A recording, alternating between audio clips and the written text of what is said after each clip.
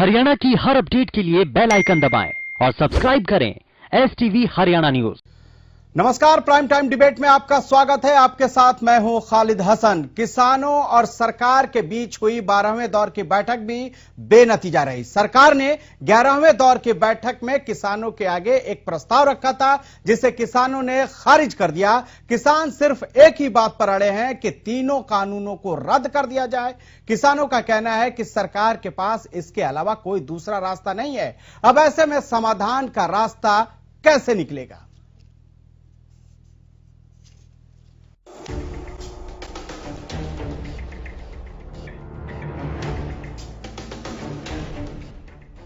अट्ठावन दिन बाद भी किसान आंदोलन का समाधान नहीं निकला।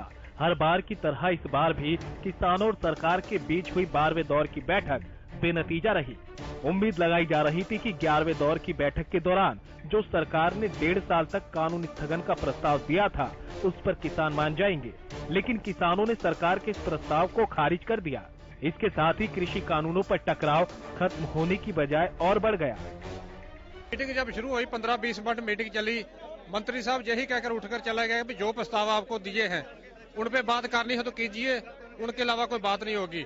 उसके बाद 2, 2.5, 3 घंटे बाद फिर आए, यही कह के उठ गए कि अब बात नहीं होगी, अब आज के बाद मीटिंग का दौर खत्म। उन प्रस्तावों की अगर बात करनी हो तो बता देना। हमने भी कह दिया कि हम कानून रद्द करने तक अपना संघर्ष जारी रखेंगे। 26 को दिल्ली में अंदर परेड करेंगे, लाखों ट्रैक्टर को लेकर परेड करेंगे। जी आपको नहीं किसानों की परवाह, तो किसान भी अब अपना संघर्ष और तेज करेंगे। तो वही केंद्रीय कृषि मंत्री नरेंद्र सिंह तोमर ने कहा कि कृषि कानून किसानों के हित के कानून है। सरकार ने हमेशा ही किसानों के हित में काम किया है। मंत्री नरेंद्र सिंह तोमर ने कहा कि किसानों को गुमराह किया जा रहा है, वरना अभी तक बात बन गई होती। किसानों के हित में भी है, देश के हित में भी है, और इसलिए हमने उन्हें कहा कि आज वार्ता को पूरा करते हैं। आप लोग अगर निर्णय पर पहुंच सकते हैं तो कल आप अपना मत बताइए। निर्णय घोषित करने के लिए आपकी सूचना पर हम कहीं भी इकट्ठा हो सकते हैं और उस निर्णय को घोषित करने की कार्रवाई को आगे बढ़ा सकते हैं। स्वाभाविक रूप से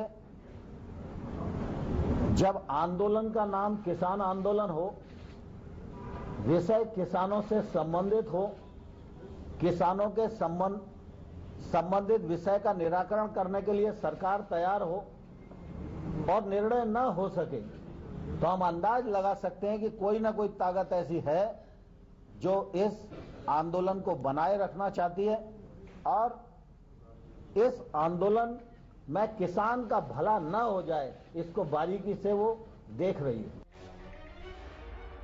वहीं गणतंत्र दिवस पर भी किसानों के ट्रैक्टर परेड को लेकर भी कोई बीच का रास्ता निकलता दिखाई नहीं दे रहा। किसान लगातार दिल्ली के आउटर रिंग रोड पर परेड पर अड़े हैं, तो पुलिस ने उन्हें परेड की परमिशन नहीं दी। ऐसे में पुलिस किसानों के ट्रैक्टर परेड की समस्या का क्या हल निकलता है, इसका भी देश को इंतजार है। उधर कृषि कानूनों के बहाने विपक्ष भी सरकार पर हमलावर है। शुक्रवार को दिल्ली में CWC की बैठक हुई, जिसमें कांग्रेस की कार्यकारी अध्यक्ष सोनिया गांधी ने 3 कृषि कानूनों के बहाने सरकार पर निशाना साधते हुए कहा कि कृषि कानूनों को सरकार ने जल्दबाजी में पास कर दिया। उधर प्रदेश कांग्रेस अध्यक्ष कुमारी शैलजा फतेहाबाद में किसानों के धरने को समर्थन करने पहुंची।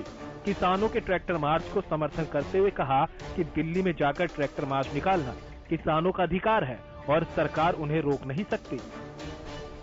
आज यहाँ पर फतेहाबाद में हमारे किसान भाई, मजदूर भाई जो धरने पर बैठे हैं और कुछ साथी अनशन पर भी बैठे हैं, हम उनके समर्थन में हैं।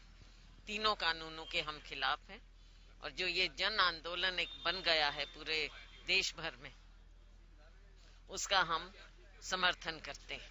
तो किसान तो जा सकते हैं, ये एक लोकतंत्र है और गणतंत्र दिवस पर सभी लोग जो ये फैसला कर रहे हैं, क्योंकि एक बात सारा देश और सारी दुनिया मानेगी कि जिस तरह से जितनी शांति के साथ किसानों ने ये मजदूरों ने ये आंदोलन किया है, ऐसा तो दुनिया में कहीं मिसाल नहीं मिल सकती।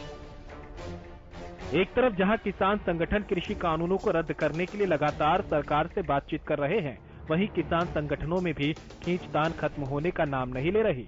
बहादुरगढ़ के टीकरी बॉर्डर पर 17 किसान संगठनों ने प्रेस कॉन्फ्रेंस कर कहा कि संयुक्त किसान मोर्चा हरियाणा का कोई अध्यक्ष नहीं है। किसान संगठनों ने कहा कि गुरुनाम सिंह चढ़ुनी संयुक्त मोर्चा के अध्यक्ष नहीं हैं। किसान संगठनों ने कहा कि सभी किसान संगठन मिलकर आंदोलन को मजबूत कर रहे हैं। सभी संगठन राष्ट्रीय स्तर पर किसानों के संयुक्त मोर्चे में शामिल हैं। किसान 26 जनवरी की तैयारियों में जुटे हैं। टेकरी बॉर्डर पर ट्रैक्टर परेड के लिए 1000 वॉलंटियर तैयार हैं। वॉकी टॉकी और गाड़ियों में वॉलंटियर्स ट्रैक्टर परेड को कंट्रोल करेंगे। किसान परेड के लिए एम्बुलेंस की व्यवस्था भी करेंगे। प्रेस कॉन्फ्रेंस में किसान संगठनों ने एक सुर में कहा कि कृषि कानून वापस होने तक आंदोलन इसी तरह जारी रहेगा। हमने केवल अपनी बात रखी है कि जो संयुक्त किसान मोर्चा है राष्ट्रीय लेवल पर, ना उसका कोई अध्यक्ष चुना गया है, ना हरियाणा का कोई अध्यक्ष चुना गया है। उसे हमारी सफाई देना हमने बने थी, क्योंकि हम उस मीटिंग के हिस्सा नहीं थे। इसलिए जो खबर जो छपी अखबार के माध्यम से, हमारी कोई प्रतिस्पर्धा नहीं उनके साथ। शुक्रवार को किसानों और सरकार के बीच बैठक से उम्मीद थी कि शायद कोई हल निकलेगा, लेकिन शुक्रवार की बैठक भी बेनतीजा रही। ऐसे में सवाल ये है कि किसान आंदोलन का समाधान कैसे निकलेगा। सरकार 3 कृषि कानूनों को वापस लेने को तैयार नहीं, तो किसान बिना वापसी घर वापसी को तैयार नहीं। Bureau report, Haryana news. तो रोक सको तो रोक लो, हम ये बात इसलिए कह रहे हैं क्योंकि आज 12वें दौर की वार्ता हुई और बातचीत की एक तरह से अब डोर टूटती हुई दिखाई दे रही है और सरकार ने जो गेंद है वो किसानों के पाले में रख दिया है। और ऐसे में किसानों ने भी ऐलान कर दिया है कि गणतंत्र दिवस के मौके पर वो ट्रैक्टर रैली निकाल कर ही रहेंगे। ऐसे में समाधान कैसे होगा, इस पर हम चर्चा करेंगे, लेकिन उससे पहले अपने जो हमारे आज के गेस्ट हैं उनसे आपको मिलवा देते हैं। स्वामी इंद्र राष्ट्रीय प्रवक्ता भाकियू के हमारे साथ जुड़ चुके हैं, स्वागत है सर। सतीश नंबरदार प्रदेश प्रभारी भाकियू, ये भी हमारे साथ जुड़ चुके हैं, सर आपका भी स्वागत है। सत्यव्रत शास्त्री प्रवक्ता बीजेपी, सर हमारे साथ जुड़ चुके हैं, आपका बहुत बहुत स्वागत है। बजरंग दास गर्ग प्रवक्ता कांग्रेस भी जुड़ चुके हैं, सर आपका भी स्वागत है। और सुखबीर तंवर प्रवक्ता इनेलो, वो भी हमारे साथ जुड़ चुके हैं। आप तमाम गेस्टों का बहुत बहुत स्वागत है। सबसे पहले स्वामी इंद्र, थैंक यू सर। सबसे पहले स्वामी इंद्र जी, आपसे मेरा सवाल है, 12 बैठकें हुई, 45 घंटे तक मंथन हुआ, लेकिन नतीजा ढाक के 3 पात, यानी कि आज भी कोई बात नहीं बनी। अब तो बातचीत की डोर भी टूटती हुई दिखाई दे रही है, तो समाधान कैसे होगा? देखिए, समाधान लोकतंत्र प्रणाली के अंदर सरकार के पास होता है जी। तो किसानों ने और भारत के लोगों ने लोकतंत्र प्रणाली से सरकार का चयन किया है। अगर सरकार द्वारा या किसी और तरीके से कोई व्यवधान आता है तो लोग सरकार के पास ही जाएंगे। आज आप देख रहे हैं कि पूरे भारत का किसान दिल्ली के दरवाजे पर, दिल्ली की दहलीज पे खड़ा है और सरकार के द्वार पे खड़ा है। लगातार किसान संयम बरतते हुए सरकार के पास जा रहे हैं। पर आज का जो दृश्य हमें और आपको देखने को मिला वो अत्यंत ही दुखद है कि देश के कृषि मंत्री, बड़े बड़े मंत्री उस वार्ता में बैठे हों और किसानों को से वो बात ना करें। 5 घंटे बैठाने के बाद मात्र 5 से 7 मिनट कृषि मंत्री जी आते हैं और चाय पीते हैं और 2 टुक जवाब देते हैं किसानों को। आपने हमारे बताए हुए तरीके से काम करना है तो ठीक है, वरना आप लोग निर्णय कर लें कि आपको क्या करना है। तो अब बताइए, उकसाना नहीं तो क्या है?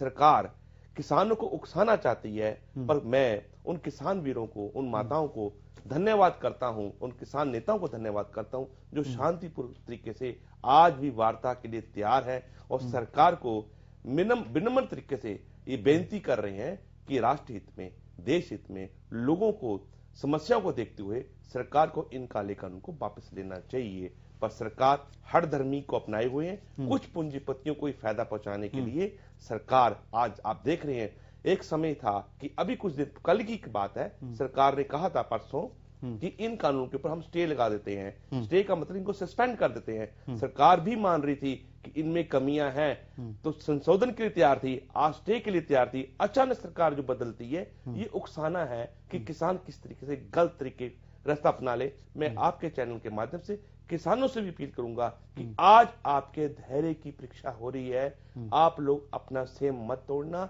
आपकी जीत निश्चित होने वाली है।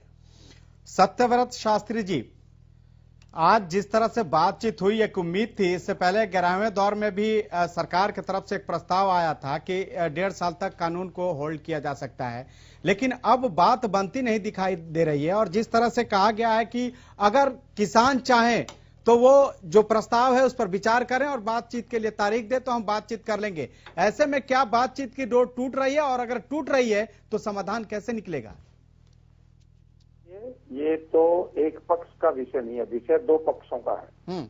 और जब दोनों पक्ष गिव एंड टेक के नीति पर चलेंगे तो रास्ता निकलता है। एक पक्ष लगातार सब कुछ ठीक होते हुए भी विशेषज्ञों और लोग संसद के अंदर बहुमत से जिस कानून को पास किया उसके बावजूद कुछ कहने के लिए, नेताओं के कहने से वो अपने कदम वापस रखने तक की, संशोधन तक की, सस्पेंड तक की समय अवधि तय करने के बाद भी एक पक्ष एक कदम एक इंच आगे ना बढ़े, तो ये सोचा जा सकता है, समझा जा सकता है, इस देश की आवाम समझती है। आज देश के अंदर बहुत बड़ा तबका किसानों में भी पढ़ा लिखा है, वो इस बात को समझता है कि जिस प्रकार से वार्ता तोड़ी जा रही है और किसी भी प्रकार का, आप देखिए सरकार ने तो अपने कदम इसलिए पीछे ले लिए, मैं तो इस बात का पक्षकार हूँ कि जब कोई चीज आपने इम्प्लीमेंट नहीं की, उसके नफा नुकसान देखे नहीं, उसके बारे में निर्णय कैसे करेंगे?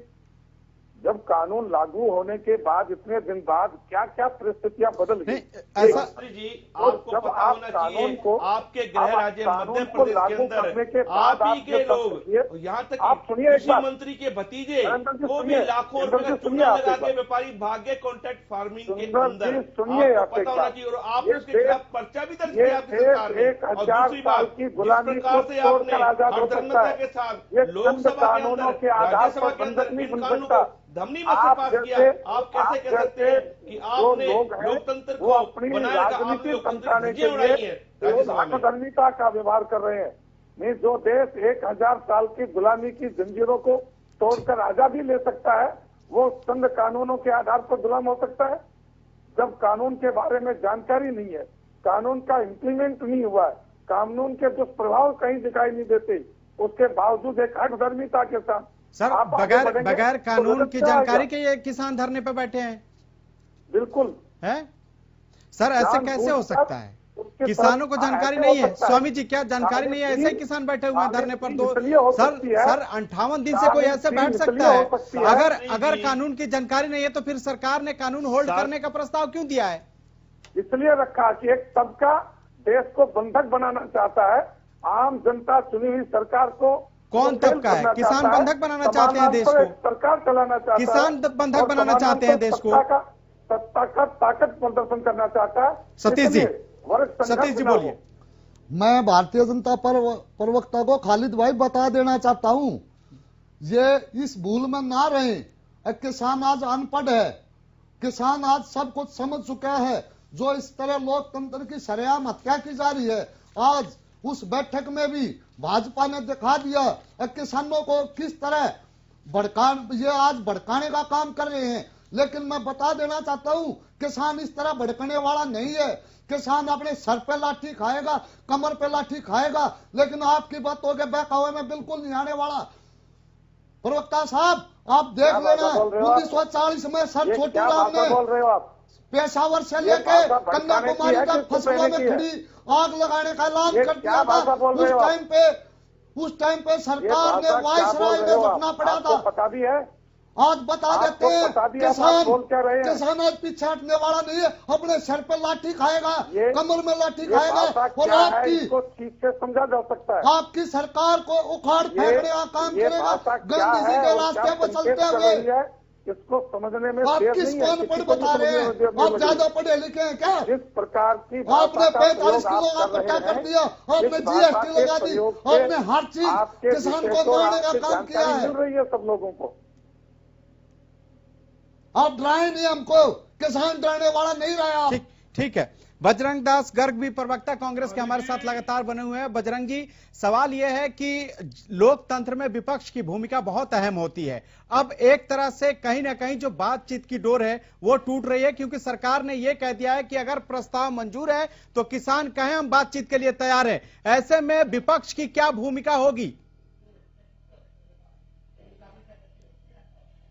खालिद जी, मैं तो पहले जो हमारे शास्त्री जी बोल रहे थे, मैं स्पष्ट करना चाहता हूं जी, जब किसान संगठन नहीं चाहता, देश का किसान नहीं चाहता, आड़ती नहीं चाहता, ये 3 कृषि कानून देश में लागू हो, तो सरकार जबरन क्यों ये किसानों पर, आड़तियों पर थोपना चाहती है? ये एक सोचने का विषय है। किसान संगठन इससे साफ सिद्ध होता है ये बड़ी बड़ी जो कंपनियां हैं या हमारी अडवाणी जैसे लोगों को लाभ पहुंचाने की बात प्रधानमंत्री जी कर रहे हैं और किसानों को बर्बाद करने पर तुले हुए हैं। अच्छा, शास्त्री जी ने कहा भाई इनको किसानों को पढ़ना चाहिए। भाई पढ़ने की बात तो बाद की आ गई, अभी तक 3 कृषि कानून देश में पूरी तरह लागू नहीं हुए।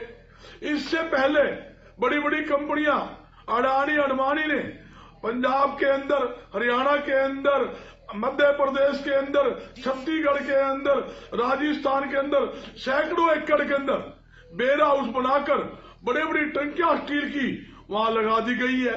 इससे ये साफ सिद्ध होता है कि सरकार की, केंद्र सरकार ने जो कानून लागू किया उससे पहले अंबानी अडवाणी से विचार विमर्श करके उसको लागू किया।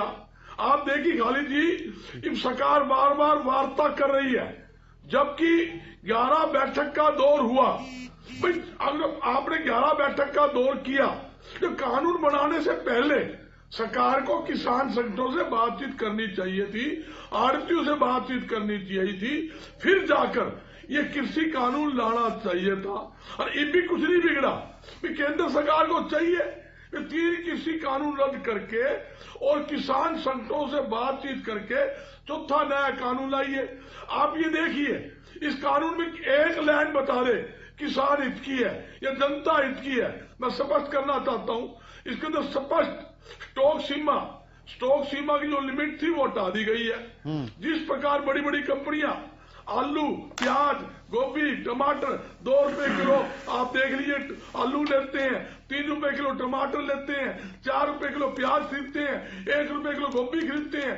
वही सब्जी 30 रुपए से लेकर 100 रुपए किलो तक मार्केट में बेचकर जनता की जेबों में डाका डालते हैं। इसी प्रकार जिस प्रकार बड़ी बड़ी कंपनियों ने, आप देखिए, सब्जी के फल के व्यापार पे कब्जा कर लिया, जिस प्रकार उन्होंने रिटेल की मार्केट पे कब्जा कर लिया, उसी प्रकार ये बड़ी बड़ी कंपनियां क्या करेगी, अनाज के व्यापार के ऊपर कब्जा करना चाहती है। इससे पूरी तरह से किसान को नुकसान होगा। और एक बात और, जब आपने सरकारी मंडियां देश में बनाई, हरियाणा मार्केटिंग बोर्ड बनाकर मंडियां बना दी और करोड़ों रुपए की दुकानें आड़तियों को लाट कर दी। करोड़ों रुपए की लागत से आड़ती काम कर रहे हैं। आप ये कह रहे हैं अब प्राइवेट मंडियां बनाएंगे। जब प्राइवेट मंडियां देश और प्रदेश में बनेगी तो खालिद जी सरकारी मंडियां बंद हो जाएगी। जब सरकारी मंडियां बंद होगी, यही तो डर है। किसान की फसल एमएसपी पे कौन खरीदेगा? डर नहीं है, ये हकीकत है। क्योंकि मैं इस लाइन से जुड़ा हुआ हूं, मैं इसलिए बता रहा हूं। देखो क्या कानून बनाते हैं। आप मंडी के अंदर फसल बेचोगे, मंडी में सब्जी फल बेचोगे तो मार्केट फीस लगेगी। मंडी के गेट के साथ, गेट के बाहर आप जब फसल बेचोगे तो मार्केट फीस नहीं लगेगी। इससे ये क्या है, प्राइवेट कंपनियां खेतों के अंदर किसान की फसल एडवांस में सौदा करेगी। जिस प्रकार सब्जी फल का सौदा एडवांस कर लेते हैं, इसी प्रकार औने पौने दामों के अंदर किसान का अनाज खेतों में खरीदेगी, मन चाहे रेटों में खरीदेगी। और वही अनाज जो आज 19 रुपए किलो हमें किसान से गेहूं मिलती है, जो 18 रुपए किलो किसान से हमें गेहूं मिलती है, वही गेहूं जिस प्रकार आलू 35 रुपए बेचते हैं, 80 रुपए किलो। सत्यव्रत जी से जवाब ले लेते हैं ना जल्दी से।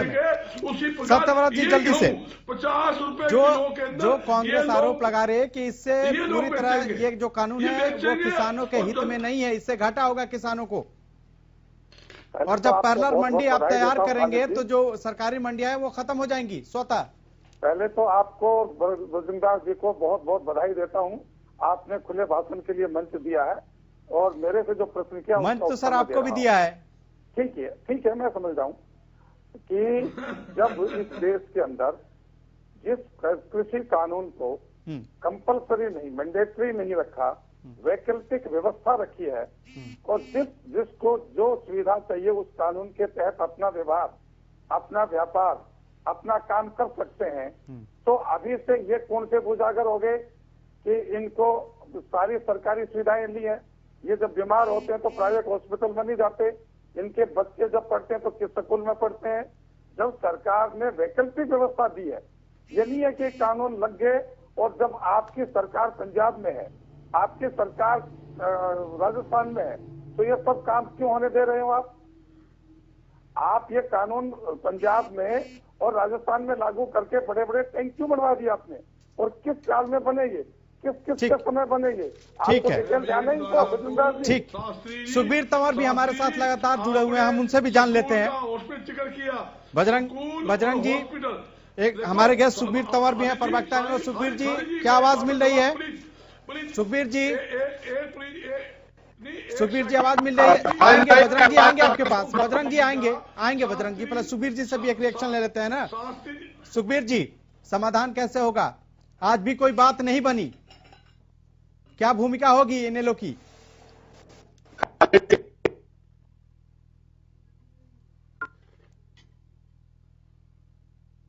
सुखबीर जी, आवाज मिल रही है?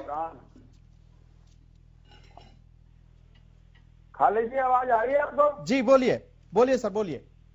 खालिद जी, जिस प्रकार से वैश्विक महामारी कोरोना काल में केंद्र की सरकार चोर दरवाजे से जो अध्यादेश का प्रस्ताव होता है वो आकस्मिक परिस्थितियों में होता है, और कृषि से जुड़े हुए अध्यादेश लाना और बिना किसी कृषि संगठन की से बातचीत किए, बिना कृषि विशेषज्ञों से बात करे, पहली बात तो उसी वक्त ये तय हो गया था कि सरकार चाहती है, क्योंकि उस वक्त चोर दरवाजे से लाए। उसके बाद उसी जब जून के पहले हफ्ते में ये अध्यादेश लाए, और उसके बाद जिस प्रकार से मानसून सत्र में इन्होंने लोकसभा में बिना प्रश्नकाल के, इससे बड़ा बुरा नहीं हो सकता लोकतंत्र में, जब बिना प्रश्नकाल के और कृषि से जुड़ा हुआ मुद्दा, इस कृषि ने इस देश को बचाया कोरोना काल में भी, वो इन्होंने पारित करवाया, और राज्यसभा में जो नंगा नाच इन्होंने करवाया वो इस देश और प्रदेश की जनता ने देखा। विषय वो नहीं है। आज की जो आप बात कर रहे हैं, जो आज मीटिंग की विफलता का जो विषय है, ये तो तय था। असल में ये देश के लोगों को दिखाना ये चाहते हैं कि हम किसान के हितैषी और हम बात कर रहे हैं। आप बताएं, पहले दौर की बात से आज की बातचीत तक इन्होंने ऐसी कौन सी बात कही जिससे किसान संतुष्ट होते? इसके अलावा जो ये कहते हैं, आप इन तीनों कानूनों के बारे में और भी अनेक साथियों ने बात रखी, इन तीनों कानूनों के बारे में भारतीय जनता पार्टी की सरकार और उनके प्रतिनिधि सिर्फ एक ही बात कहते हैं कि हमने किसानों को आजादी दी है। भाई, किस बात की आजादी दी है? कि कहीं भी अपनी फसल बेचो, इसके अलावा इनके पास करने के लिए कुछ भी नहीं है। अरे इससे पहले क्या कोई किसान दूसरे प्रदेश में नहीं बेच सकता था? हरियाणा का किसान अनेक दिल्ली में खुद भी गए हूं, दिल्ली में अपना धान बेचने। और इसके अलावा जब माननीय चौधरी ओम प्रकाश चौटाला साहब का सेवा काल था, उस वक्त इस प्रदेश में न के सिर्फ हरियाणा का, अपितु राजस्थान का, मध्य प्रदेश का, उत्तर प्रदेश का क्या बाजरा नहीं बिका था? संदेह लोगों को बरगलाने का और बहकाने का प्रयास कर रहे हैं। इसके अलावा आज जिस प्रकार से भयंकर विषम परिस्थितियों में इस देश का किसान दिल्ली की सड़कों पर बैठा है, और जिस प्रकार से माननीय नरेंद्र मोदी जी इस मुद्दे पे संवेदनहीन है, इनको अलग अलग जगह पे और ट्वीट करने की तो बड़ी आदत है, लेकिन आज तक किसानों से ठीक है। सतीश जी भी बने हुए हमारे साथ, किसान नेता हैं। सतीश जी, आपसे ये जानना चाहेंगे कि 58 दिन हो गया, 58 दिन में कई जो किसान हैं उन्होंने अपनी शहादत दी है और कई किसानों की जान चली गई है। ऐसे में कोई ऐसा बीच का रास्ता नहीं निकालना चाहिए था ताकि समाधान हो सके और जो किसान है इस ठंड को में जो ठिठुर रहे हैं वो अपने घर जा सके? बिल्कुल, आज किसान ये सोच के वार्ता के लिए गया था, पो 12-25 12 के पो 12-25 लेकिन आज केंद्र में बैठी भाजपा की सरकार ने उनको 12 बांट करके भेजा है। लेकिन किसान इस ठंड से किसी भी बात से बहकावे में आने वाला नहीं है। किसान हमारे महात्मा गांधी जी के रास्ते पर चलते हुए, दिखाए हुए रास्ते पे आंदोलन करेगा। और आज मैं गांव-गांव घूमा हूं, हर घर में इस काले कानून के प्रति, इस भाजपा की सरकार के प्रति इतनी नफरत बन चुकी है।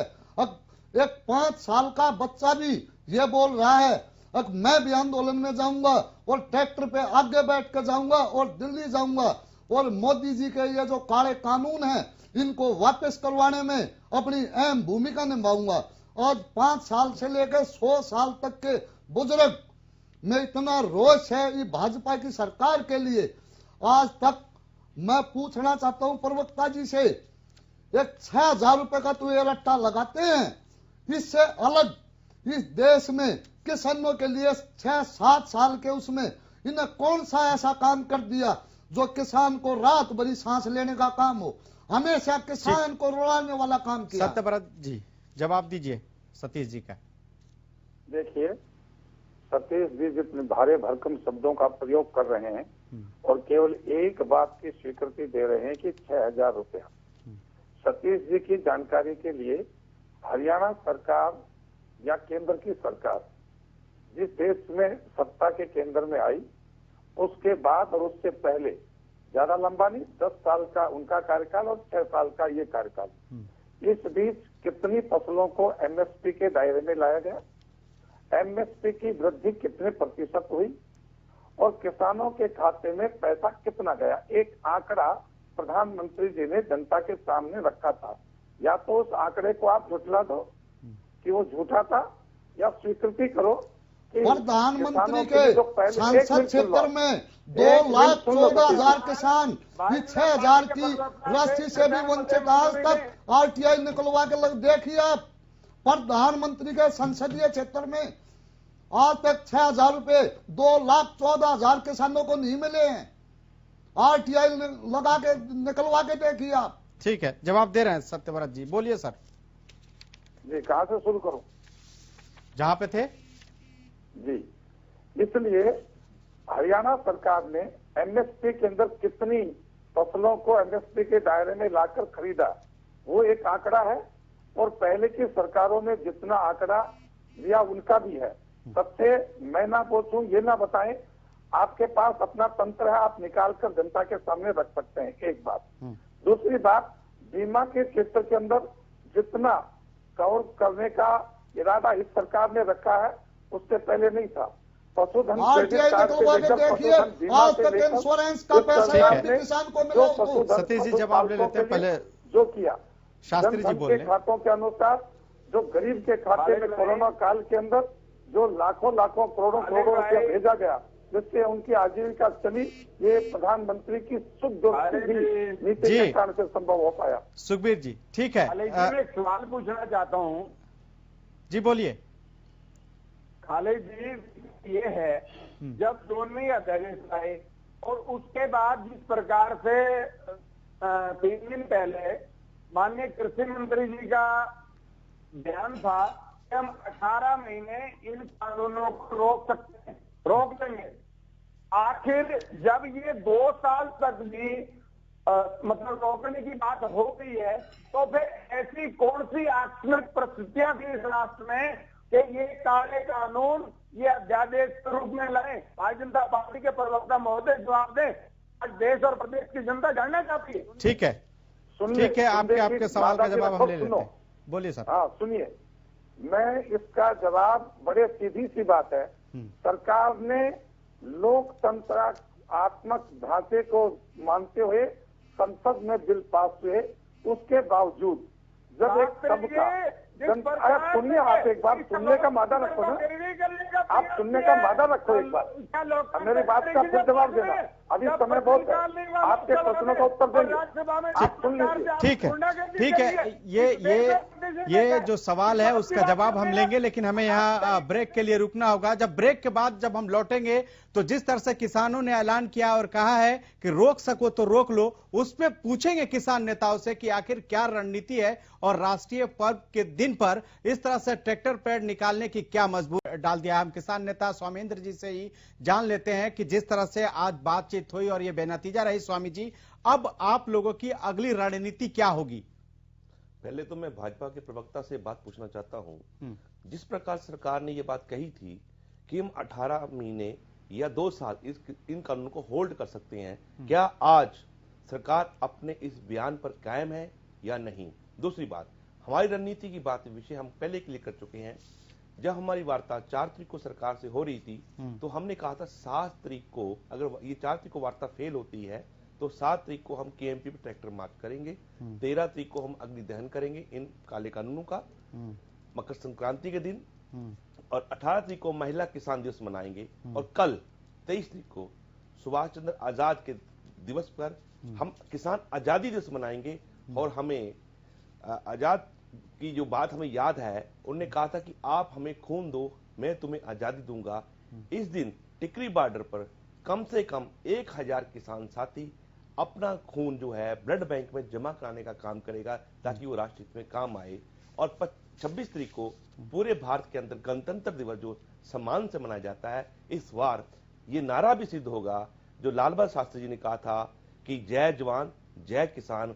अब किसान का बेटा भी गणतंत्र दिवस में जहां एक सैनिक बनकर सलामी देता है तिरंगे को, आज किसान भी गणतंत्र दिवस पर दिल्ली के मुख्य मार्ग पर जाकर रिंग रोड पर जाकर आउटर रिंग रोड पर जाकर तिरंगे को सलामी देगा, झांकियां निकालेंगे।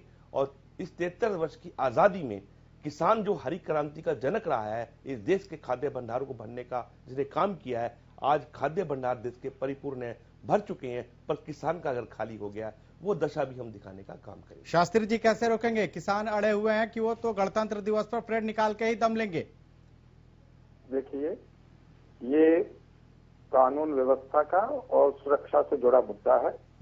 पुलिस प्रशासन इस बारे में जो निर्णय लेगा वो हमें मान्य होगा। सरकार के लिए भी तो चुनौती है।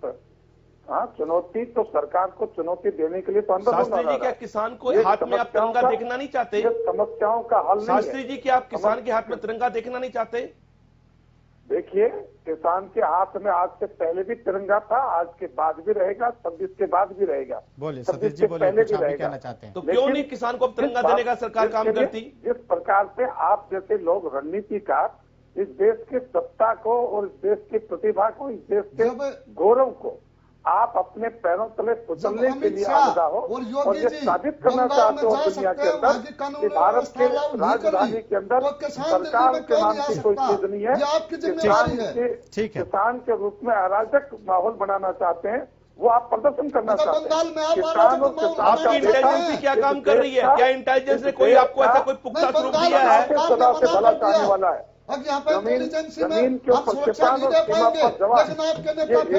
बजरंग दास जी लगातार कुछ बजरंग दास जी बोलिए, करते आए हैं। बजरंग दास जी बोलिए। लेकिन आपकी चुपड़ी चिपड़ी बात आपका आपके माहौल खड़ा करना चाहते हैं।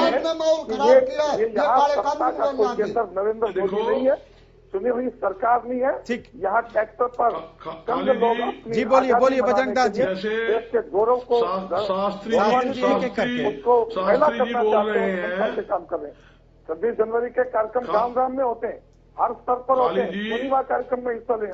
ठीक है शास्त्री जी, बोलिए बजरंग दास जी। किसानों को दिए हुए हैं, किसानों ने खून बलिदान दिया है। देखिए, जब देश की आजादी मिली मैं एक बात स्पष्ट करना चाहता हूँ जी।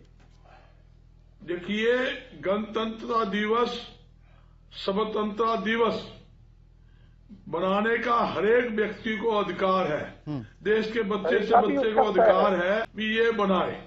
तो इसमें सुनो मेरी बात सुन लीजिए पहला।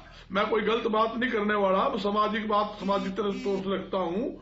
जहां तक मेरे शास्त्री जी ने एक बात कही, भाई स्कूल भी बने हुए हैं, सरकारी हॉस्पिटल भी है, उसके बावजूद लोग प्राइवेट स्कूलों में जाते हैं, प्राइवेट हॉस्पिटल में जाते हैं। 2 सुविधा सरकार दे रही है।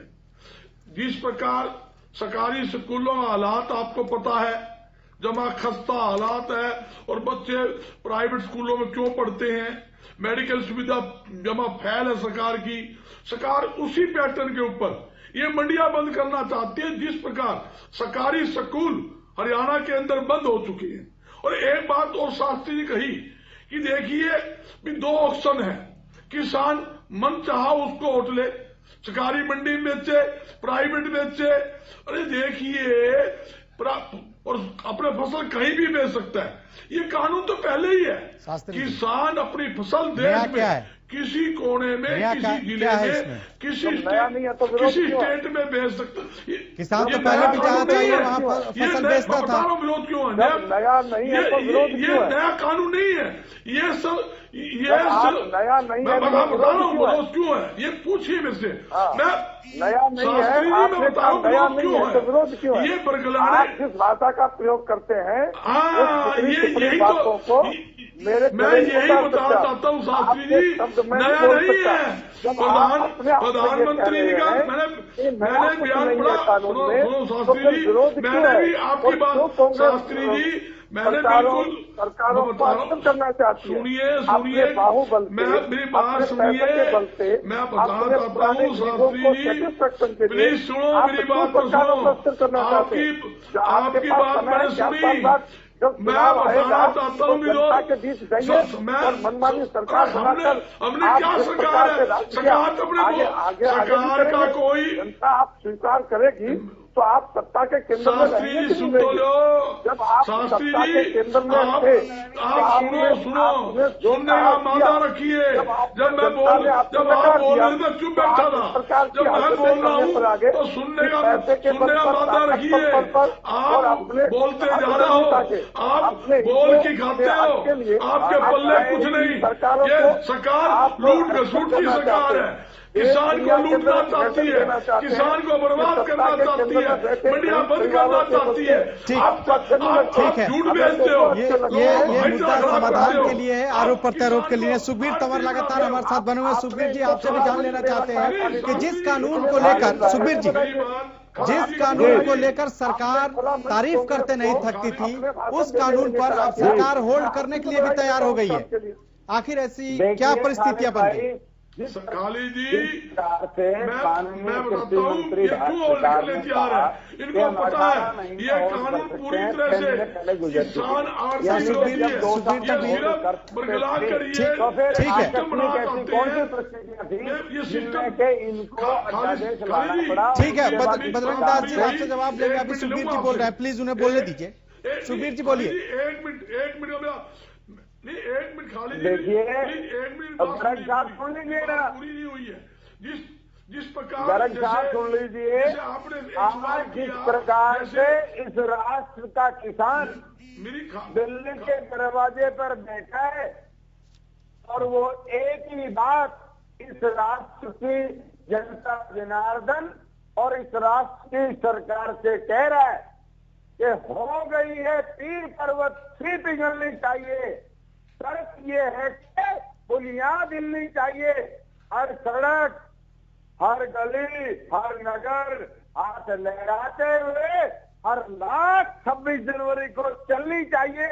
मेरे सीने में ना सही, आपके ही सीने में सही हो, कहीं भी आग, लेकिन आग जलनी चाहिए। हो गई है पीर पर्वत से पिघलनी चाहिए।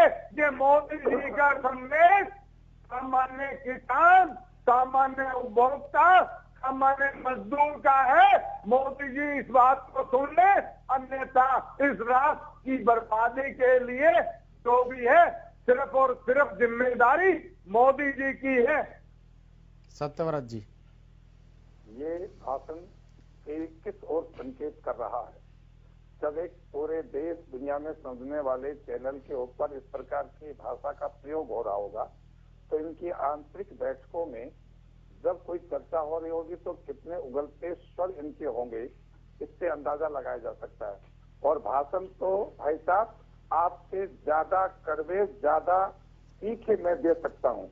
लेकिन उनसे समस्या का समाधान नहीं होता, समस्याएं पैदा होती है। और आप जैसे लोग समस्याओं को पैदा करने के लिए, समस्याओं को खत्म करने के लिए नहीं है।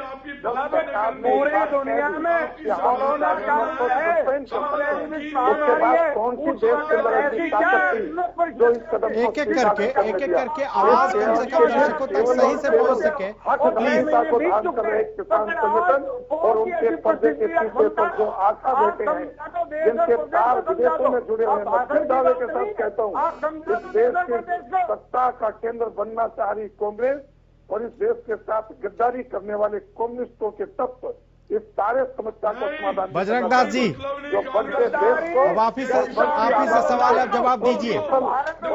बजरंग दास जी जवाब दीजिए आप। दुनिया के सामने देखा नहीं जा रहा और इनकी आशा जो उस प्रकार की आंदोलन को बढ़ाया जाना चाहिए। वो टिकट क्यों गया है? इनको केवल यही एक अंदेशा है कि एक गरीब का बेटा देश की सत्ता का केंद्र में कैसे बच गया और कैसे लोगों की जन का तारा बन गया। स्वामी जी, परिवारों से आने वाले स्वामी जी, क्या सही है कि गरीब का बेटा प्रधानमंत्री बन गया, सत्ता के केंद्र में आ गया, इसलिए इस तरह के आंदोलन हो रहे हैं? ये जो बिल्कुल, मैं बात पूछना चाहूंगा शास्त्री जी से। शास्त्री जी ये बताइए, कॉन्ट्रैक्ट फार्मिंग जब किसानों के साथ होगी, उस कॉन्ट्रैक्ट फार्मिंग में जो टोटल फसल जो होगी कॉन्ट्रैक्ट के अधीन, क्या वो गरीब गुरबा जो रेडी फड़ी पर सब्जी बेचता है, तरकारी बेचता है, फल बेचता है, क्या उसका भी इसमें हिस्सा होगा? क्या उसको भी वो तरकारी, वो सब्जी, वो फल मिलेगा? क्या नहीं। आप लोगों ने लगभग 35 करोड़ ऐसे देश के लोगों को बाहर निकाल दिया है जो मेहनत मजदूरी कर रोटी खा रहे थे, कमा रहे थे। वो किसान से उत्पादन ले सकते थे, मंडियों में जाकर उत्पादन ले सकते थे। जब कॉन्ट्रैक्ट फार्मिंग होगी तो कंपनियां, जैसे गुजरात के अंदर पेप्सिको कंपनी ने अगर किसान से फसल नहीं ली और किसान को कहा इस फसल को, आलू को अपने खेत में गला दे, सड़ा दे, और किसान ने जाकर उसको बाहर बेचा, तो कंपनी ने किसान पे भी केस किया। उस बेचने वाले छोटे से व्यापारी जो रेडी फड़ी पर उस उत्पादन को बेच रहा था, तो कंपनियों ने उस कॉन्ट्रैक्ट फार्मिंग के तहत उस पर भी केस किया था। क्या ऐसी स्थिति होने वाली नहीं है कि 30 से 35 करोड़ लोग बेरोजगार आप करने जा रहे हैं? शास्त्री जी, देखिए, सरकार का ये आरोप लगा रहे हो, किसी भी मनोवांछित उदाहरण देकर आप चैनल के ऊपर 2 करोड़ रुपया किसानों पे आप लोगों, आपकी इन सहयोगी कंपनियों ने जुर्माना लगवाया था हाई कोर्ट से। जवाब दीजिए सर। जी, आप एक एक करके बात करेंगे तो अच्छा लगेगा। वही स्वामी इंद्र जी कर रहे हैं बात आपसे। हाँ, स्वामी इंद्र जी जो बात कर रहे हैं, हाँ। वो जिस विचारधारा से आ रहे हैं उसी विचारधारा के काल्पनिक उदाहरण लेकर आते हैं। मैं ये पूछना चाहता हूँ स्वामी इंद्र जी से कि आप कितने दिन से किसान राजनीति कर रहे हैं? किसानों के आंदोलन में हिस्सेदारी करते हैं या उनकी किसी वफादारी में भी कभी हिस्सेदारी की है? उनके खेत खलियान में जाकर उनको तो एजुकेट भी करने का काम कभी किया हो? आप बताइए, हरियाणा की सरकार ने किसानों से कहा था कि आप मक्का लगाएं, और किसान ने मक्का लगाया, मेरा पानी मेरी विरासत कहकर आपने किसान से मक्का लेने का काम किया। हमने किसान का मक्का बिकवाने की सरकार से गुहार की और सरकार ने कैपिंग लगा दी और किसान से कहा कि हम मात्र 10 क्विंटल प्रति एकड़ लेंगे। ये धोखा नहीं तो क्या है? अगर हम सवाल पूछते हैं तो आप हमारे कार्यशैली पे प्रश्न चिन्ह लगाते हैं। किसान की आवाज उठाने वाले आदमी को आप देशद्रोही कहते हैं, राष्ट्रद्रोही कहते हैं। ये कैसा न्याय है? ये कैसे न्याय संगत आपका तर्क है? बताइए। जैसे लोगों ने पिछले दिनों जब कांग्रेस की सरकारों ने किसानों पर अत्याचार के एक भी आवाज नहीं उठी। आपको किस लिए लेकर आए थे? आपको किस लिए लेकर आए थे सत्ता में? उनको लगा कि किसान आज किसान की वोट से आप चौधरी बने बैठे। जो कृषि मंत्री ये बात बोल रहे थे कि इन कानूनों पर जो है रोक लगा देंगे, तो क्या आज बताइए, जवाब दें, क्या आप इन पे रोक लगाएंगे? किसान संगठन माने या ना माने, क्या आप रोक लगाएंगे? सत्ता शिखर पे बैठे हुए आप लोग। आपके पास आंकड़े नहीं है केंद्र की सरकार ने 6 साल में कितने लाखों करोड़ इस तरह आपने कैसे बोल दिया? कितने प्रकार का उनका उत्पादन बढ़ा है, कितने प्रकार के उत्पादनों का जी बोलिए, आपने खरीदारी की है, पिछले प्रकार की कोरोना के अंदर हरियाणा सरकार ने इतनी जगह मंडियां लगा कर एक एक किसान का कोरोना काल में हरियाणा सरकार ने किसानों से वो आपको ध्यान नहीं है, बिक्री के नाम पर किसानों से घूस ली सरकार ने, और किसान से कहा कि आप दसवन दीजिए, किसान ने दसवन दे दिया, पर आपने किसान से दसवन न लेने का काम किया। ठीक है, बोलिए बोलिए बजरंग दास को नए अवसर देने के लिए लोगों को ठीक है नया करने की लोगों को दबाने का काम कर रहे हैं। शास्त्री जी बार बयानबाजी कर रहे हैं। शास्त्री जी नई बात कहा, शास्त्री जी ने नई बात कही कि किसान, शास्त्री जी ने भी जस्ट नया मुद्दा उठाया, किसान समाधान नहीं। एक एक करके सुखबीर जी बजरंग जी को बोलने दीजिए, आपके पास आएंगे हम। जल्दी से सर 10 सेकंड में जवाब दीजिएगा।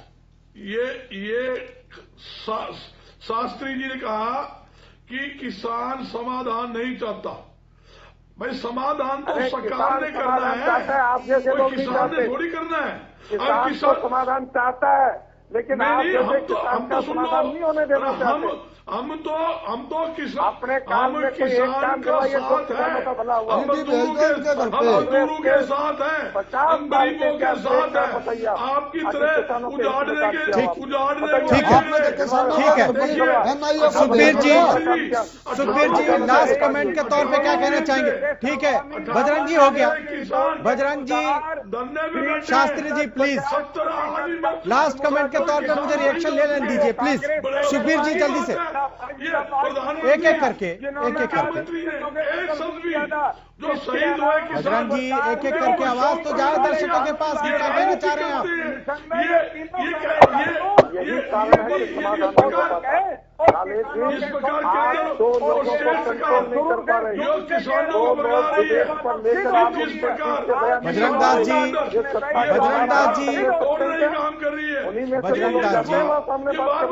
एक एक करके रिएक्शन, लास्ट कमेंट तो लेने दीजिए मुझे। सुखबीर जी बोलिए जल्दी से 10 सेकंड में। ले लो खालिद भाई, स्वामीनाथन आयोग की रिपोर्ट लागू करने का विषय था। कांग्रेस ने कमीशन बनाया था, ना कांग्रेस कर पाई ना भारतीय जनता पार्टी कर पाई।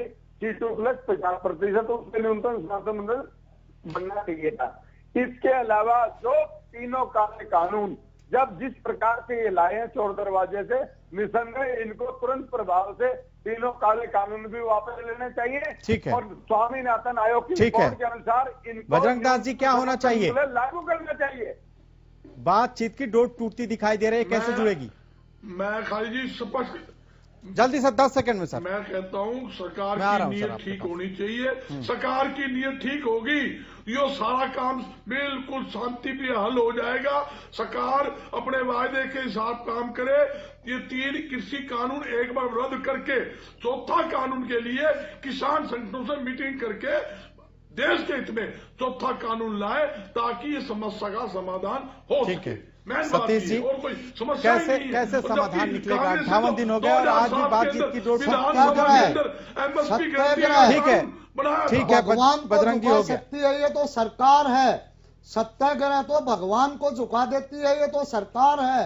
सरकार को झुका के वापस जाएंगे, नहीं तो हमारी यहाँ से लाशें ही जाएंगी। स्वामी जी देखिए कैसे हल निकलेगा? बिल्कुल, आज का जो गतिरोध सरकार की तरफ से जो हुआ है, और कृषि मंत्री जी ने जो बयान दिया है कि मुझे आशंका है, आशंका का शब्द एक साधारण व्यक्ति कर सकता है। वो एक बहुत बड़ी जिम्मेदारी पद पर है, उन्हें सीआईडी की रिपोर्ट होनी चाहिए थी या कोई बड़ी एजेंसी की रिपोर्ट होनी चाहिए थी कि आशंका नहीं, मेरे पास तथ्य है कि किसानों के ग्रुप में कुछ गलत लोग घुसे हुए हैं। तो सरकार जानबूझ के लोगों को भरमाने का काम कर रही है, ना कि किसानों के साथ हल देने का काम। शास्त्री जी, 11वें दौर की जो वार्ता हुई उसमें सरकार ने तो नरमी दिखाई, लेकिन आज जिस तरह से कड़ा रुख अपनाया, क्या लगता है इससे समाधान होगा?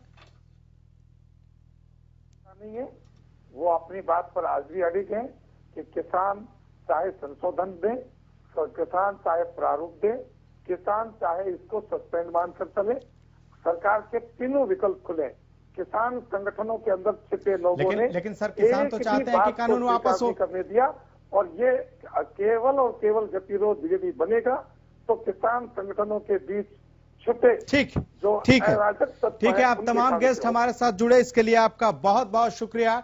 तो 12वें दौर की आज वार्ता जरूर हुई, लेकिन कोई समाधान नहीं निकला। लेकिन इसके साथ ही जो बातचीत की एक डोर है, क्योंकि तारीख अब तय नहीं हुई है, पहले तारीख पे तारीख मिल रही थी, लेकिन अब इस बार तारीख तय नहीं हुई है। सरकार ने जो गेंद है वो किसानों के पाले में डाल दिया है और कहा है कि अगर आपको जो 1.5 साल कानून स्थगन का प्रस्ताव दिया गया है अगर मंजूर है तो आप बातचीत के लिए बोलिए, हम तैयार हैं।